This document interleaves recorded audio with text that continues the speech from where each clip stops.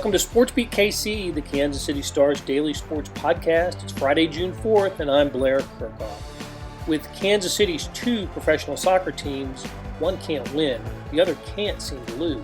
Sporting Kansas City's playing great. 3 straight victories, terrific play from their stars, good goalkeeping, and that's why they enter the weekend in second place in the MLS Western Division. Sporting Kansas City doesn't play this weekend. KC and NWSL, on the other hand, is struggling. WOSO is 4 regular season games into its existence and seeks its first victory. Hugh Williams' team doesn't have a goal in 3 of the 4 games and has 2 draws and 2 losses to show for its start. The next opportunity comes on Sunday at Legends Field. On today's SportsBeat KC, Star beat writer Shaun Goodwin breaks down what's going right and what's going wrong with the team. So let's get started talking Sporting KC and KC NWSL. Shaun Goodwin covers soccer for the Kansas City Star. He covers both the Sporting Kansas City and KC NWSL. And Shaun, you're covering one team that is hot, and another team that is not. Let's start with the hot team, Sporting Kansas City. They're just rolling. Their offense has been terrific. Their best players are playing so well right now. And I got to think that in whatever sport you talk about, when your best players are playing at a high level, you're going to have success. Yeah, and that's what you need, right? I mean, we talk about those best players. I think the big two are Gianluca Busio, of course, and Alan Pleaser. We talk about them plenty on here. Obviously, you touched Johnny Russell in there, but he's kind of been struggling injury through the start of the season. So, I mean, hell, imagine what's going to be like once we've got a fully fit Johnny Russell, right? Well, no, yeah, it's something I talked to Peter about only last week, just about, the difference between starting off slow and then kind of picking up speed later in the season. And, you're playing catch-up at that point, right? And when you're playing catch-up, players might overexert themselves. Some games may seem more important than others. Look at Minnesota United right now. They had a terrible start in their 12th right now. I thought they were going to be a top 4 team. So instead, you've got Sporting KC, second place in the West, flying start, 5 wins already. So yeah, it's been a fun team to watch, especially after the very start of the season where it was a little bit slower to start. There was a couple of good Real Salt Lake results and good tie against Orlando. But ever since, they've been rolling, so it's been fun.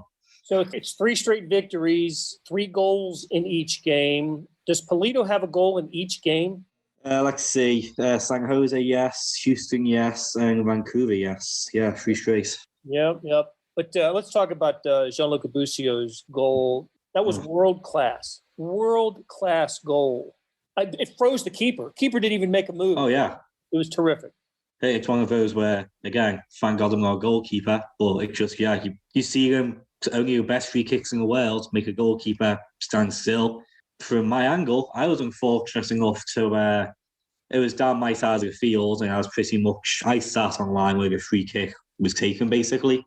So, I saw it go in the corner, hit the post, and even from that angle, I was shocked.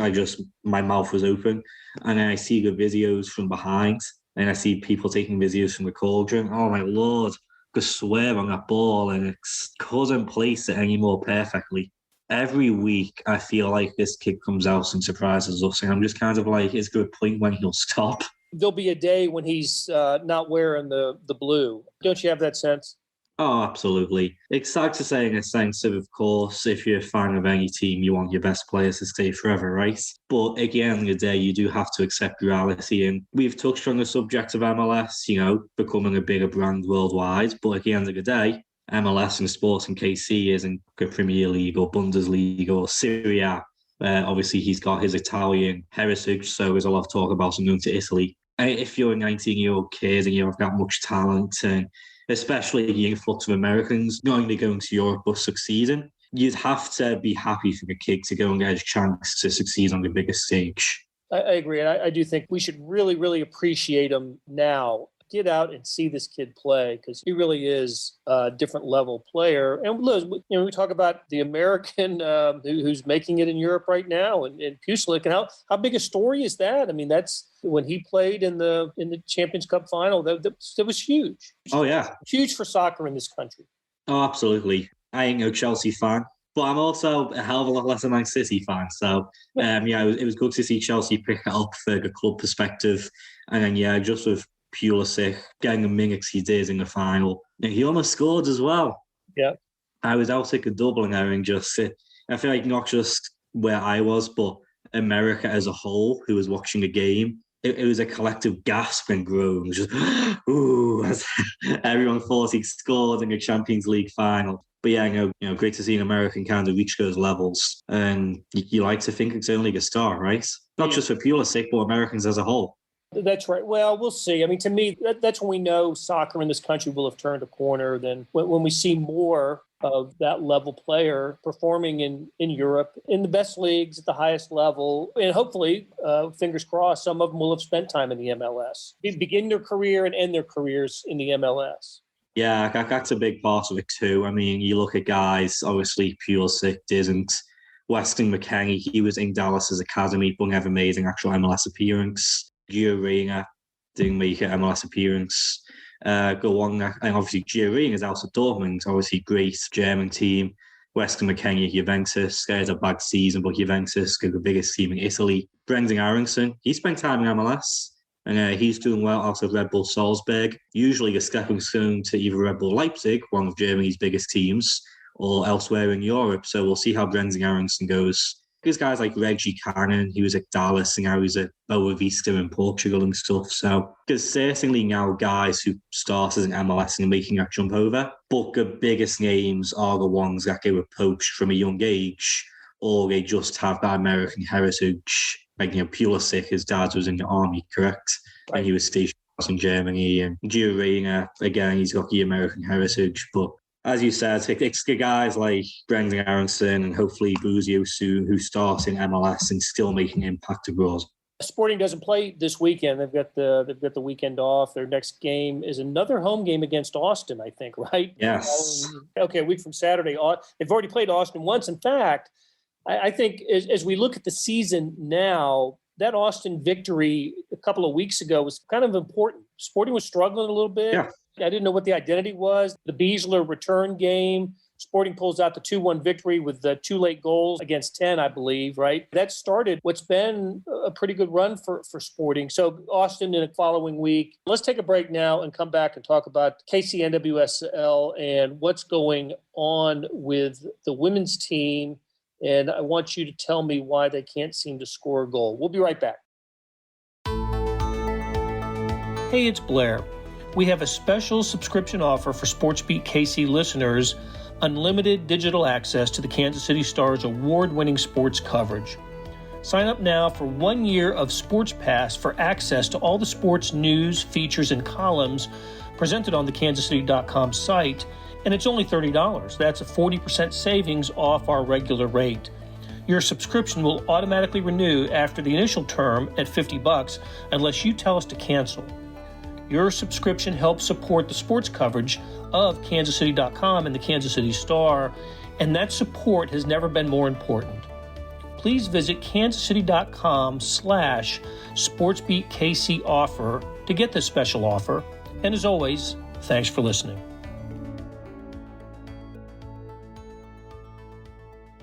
All right, back with Shaun Goodwin, who covers the NWSL, Major League Soccer for the Kansas City Star. And we're talking about the women's team. Winless in the regular season, 0-4. They've only scored a goal in one of them. They had a 2-2 draw against Houston, but they're back-to-back shutout losses. They play Sunday at home at Legends Field, Houston. Your favorite city. Favorite team, Houston, yeah. But what's going on? Why is Hugh Williams' team struggling so much on the offensive end? A big part of it is they're just not creating enough chances, to be honest. You look at what they've done so far in that Louisville 0-0, even this most recent Orlando game. I don't know if you saw the video, Blair. Ball does not cross the line, but it's giving us a goal. So that could have been 0-0. Even against Chicago, they were the better team for 45 minutes, and then Khalil Watt and Mallory Pugh comes on and kind of changes it. So defensively, it's tough because, yes, teams are scoring goals, but a clean sheet every single game obviously isn't, the most realistic expectation. But it's going down the other end at points and scoring goals yourself. If you can see one goal and score 2 and you win 2-1, Sporting KC did it. They beat Oscan 2-1, and no one thinks anything of it, right? But it's that transition. I feel like a big problem right now is a lot of these games give us to play with two sixes, two defensive midfielders, more out of just players either being injured, international duty. And at the end of the day, that's not a formation that's set up to attack. You're playing two defensive midfielders. At that point, all you've got is your 8. You can't play a 10 because, again, there's this big gap in the middle of the midfield. So that midfield is drawn back a bit. And then, of course, your front 3. But when you're defending and you're trying to go in a quick transition and you don't have the players up to be able to do that, then you either get into tough isolation situations where a winger or Amy Rodriguez or whoever is being outnumbered 2v1. And then when they do get in those dangerous positions, it's interesting if you've watched the games, they try and play pretty soccer, I guess the best way I can put it, ball on the ground, playing about, and it has produced goals. But they honestly look more dangerous with Group 1 over the top. I mean, you think of Amy Rodriguez's first goal for Kansas City back in the Challenge Cup. That was a ball over the top. Houston game, that was a long transition ball to the right wing. Ball was put back across for Rodriguez, boom, very quick. The second Houston goal, again, just lobbed it into the box. And then when you were playing Orlando as well, it was those long balls into the box at the end of the game when you were looking for, they were looking for an equaliser when they honestly look more dangerous.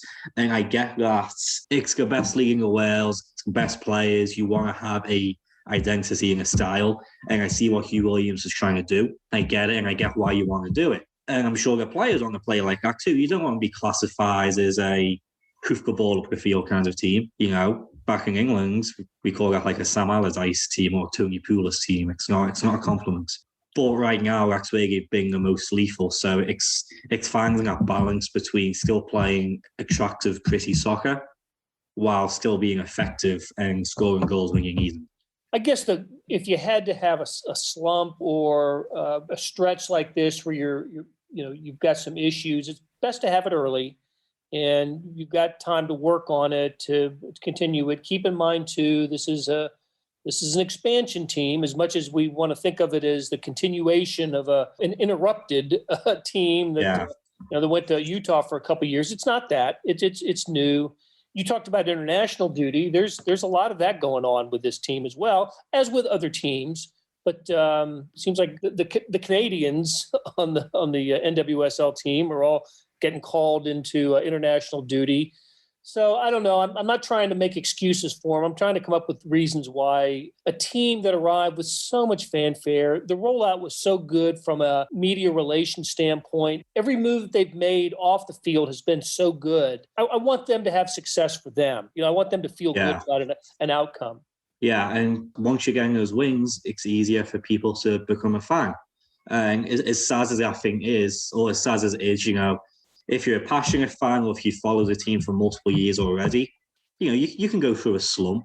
Look at the Royals these past couple of years. You saw the bandwagon almost back in the World Series days. And obviously a lot of fans stayed on. But from going from packing a stadium to pre-COVID, it's the same deal for the women's team. If you're winning, people follow easier, and then that's when they become loyal fans. And to be missing that component of the winning side, it's also tough to draw people in. It's coming, and I think just, again, expansion team, nature of the league, how tough it is. It's not like out in Europe where if a team goes on a losing streak like this, asking for the manager to be fired. Right. No one's asking to kick Hugh Williams out already.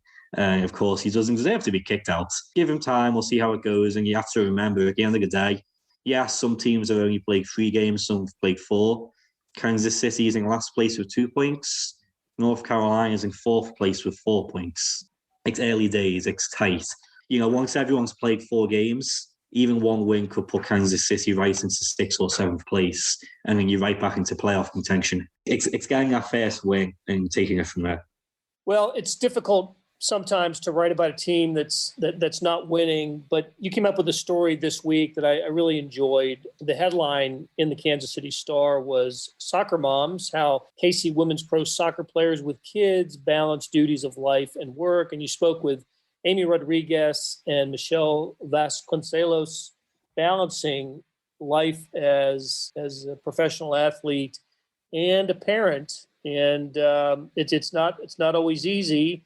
We should say at the outset that men have to deal with this as well, but you cover both the men's and the women's teams. And listen, the one game that I attended this year, I saw their kids out there. They're bringing them to practice sometimes. It was a fun story. I wonder what inspired you to write it, and how much did you enjoy doing it? I guess a big part of what made me, think about writing and wanting to write it is, like you said, obviously dads work, with soccer dads, you have to take care of kids as well. I'm sure just through professional life, there's single dads, because dads have to deal with picking their kids up, blah, blah, blah. I get it. But I think a big part on the women's side is, right off the bat, you look at Amy Rodriguez. Her husband lives in California, so she's basically a single mom and a pro athlete. But it's also, I think, a huge part of it is the pay disparity. Even the lowest earning men's players in the MLS, they're making more than enough money to be comfortable. The big difference with the women's side is, some of the top players might be doing well, but the minimum salary is so much lower. You can't be affording to nanny your children every single day, just tossing money on flights and tickets to take them to every single game. So then, it gets into a tricky situation for a lot of these soccer mums of, especially Amy Rodriguez, who do you leave your kids with? As I said in the story, oftentimes because of those nanny costs, and Kansas City, as of now, doesn't offer like an in-club nanny. Like I know Chicago Red Stars does that. Michelle, she used to play there, and that's what she has. So, she has to take her kids to practice, and they'll just have to sit by the side and, they might play with soccer ball or something. But still, Amy says it's a place of seriousness. It's her job. And she can't be telling her kids not to be throwing crayons at each other's head and, messing about because she's got to work.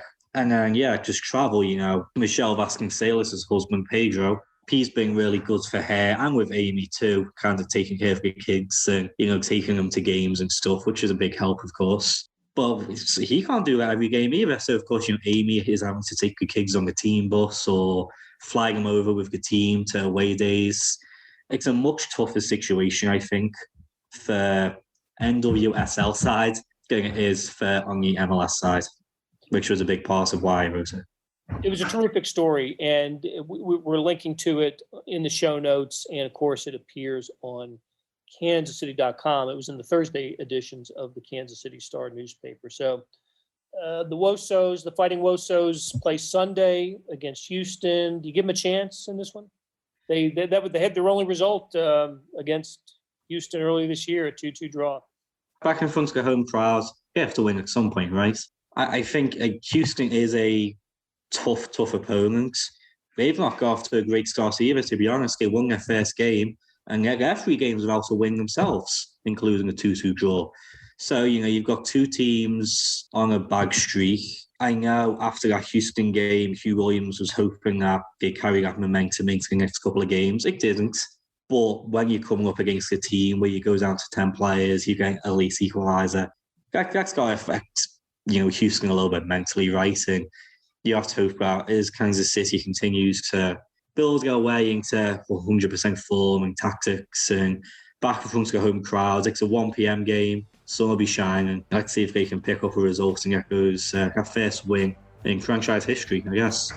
Okay, well, Shaun, get yourself a shoulder massage because you shouldered the show today with Allie Trost out of town for a few days. We missed you, Allie, and look forward to talking to you next week. Shaun, we always look forward to talking to you, and we will do it again soon. That will do it for today and this week on SportsBeat KC. Big thanks to our production staff of Derek Donovan, Beth Welsh, Monty Davis, Jeff Rosen, Chris Pickett, and Savannah Smith. Thanks to Shaun Goodwin for stopping by and talking soccer. Links to his stories can be found in the show notes and on kansascity.com, and that includes the recent story he wrote about the soccer moms. Hey, we got another deal for you. You can subscribe to Sports Pass for 99 cents a month. That's right, 99 pennies a month. Sports Pass is the online version of the Star Sports section. You get all the stories that appear in the print editions of the Star, plus many more stories that appear only on the website. After 3 months, it auto-renews at $5.99 a month unless you cancel. It's always a great time to subscribe. You can read about what's going on with the Chiefs, the Royals, the colleges, Sporting KC, KC NWSL, and more. How do you get it? You go to kansascity.com/sportspass2020. That's kansascity.com/sportspass2020. You want more than just sports coverage? Check out the entire Kansas City Star product. Sports news, features, commentary, and analysis, the whole thing. You get all the stories written by my talented colleagues, plus additional national news, sports, and business coverage with the e-edition. The details for all of these deals can be found at account.kansascity.com/subscribe. And if you're having trouble hunting down any of those offers, you send me an email, bkerkhoff@kcstar.com, and I will get you to the right place. So whether it's the Sports Pass or the full subscription, you're getting and supporting the best sports and news coverage in Kansas City and helping us produce programs like SportsBeat KC. Thanks for listening, and we'll be back on Monday with another episode.